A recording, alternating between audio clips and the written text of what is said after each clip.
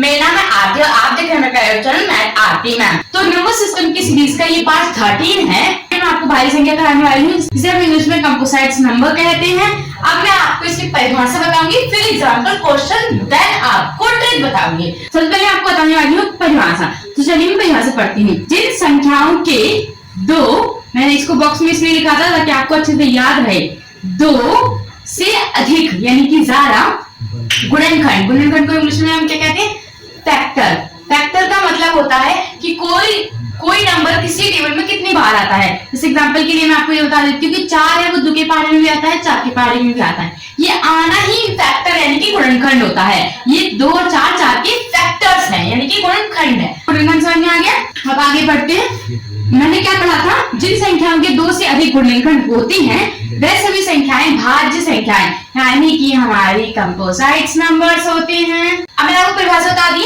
अब मैं आपको कुछ एग्जांपल बताती हूँ। एग्जांपल के लिए ले लेते हैं 6 2 के पहाड़े में भी आता है, 3 के में भी आता है। फिर 8 इसका एग्जांपल हो जाएगा क्योंकि 8 2 के पहाड़े में भी आता है और 4 के में भी आता है और 8 के खुद के पहाड़े में भी आता है। जब आपको कोई भी संख्या मिले तो आपको फर्स्ट ऑफ ऑल ये चेक करना है कि वो अपने पहाड़े में तो आएगा, वो अपने पहाड़ी के अलावा किस किस के पहाड़े में और आता है। जैसे कि ये 8 था, ये 2 के पहाड़े में भी आता है, 4 के में भी आता है, खुद 8 के पहाड़े में भी आता है। इसकी फैक्टर कितने होगा? 3 इसके फैक्टर होंगे, इसलिए एक भाज्य संख्या है। कुछ एक क्वेश्चंस ले लेती हूँ।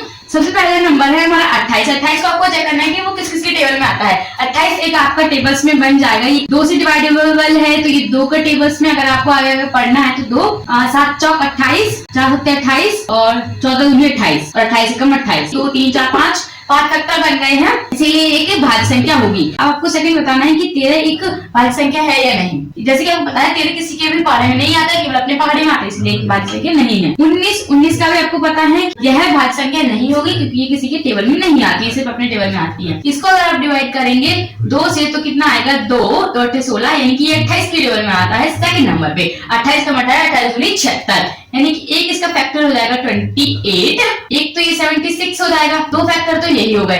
डिवाइड करने पर 2 से डिवाइड करेंगे तो भी पूरी तरह डिवाइड हो जाता है। अब इसको हम देखेंगे कि किस किस के टेबल में आता है। 2 से डिवाइड करेंगे तो 2 7 14 यानी 27, 27 दूनी 54, तो ये 27 का हो गया। एक खुद के 54 के पहाड़े में और 2 भी इसका फैक्टर है, इसीलिए 1 2 3 ये भी एक हो गया भाज्य संख्या। 91 एक 13 के टेबल में आता है और 13 7 जा 91 खुद के टेबल में भी आता है और ये 2 से डिवाइडेबल नहीं है यानी कि इसके केवल 2 ही फैक्टर हैं, 2 से ज्यादा होना चाहिए तब वो भाज्य संख्या होगी, इसीलिए ये भी नहीं होगा। तो आपको बताना है कि भाज्य है या नहीं, क्योंकि ये केवल खुद के ही बारे में आता है 2, इसीलिए ये 2 भाज्य संख्या नहीं होगी। 8 को देखेंगे तो 8 का तो मैंने आपको एग्जांपल लिया था 2 4 और 8 यानी कि 3 फैक्टर यानी 2 से ज्यादा फैक्टर यानी कि भाज्य संख्या होगी।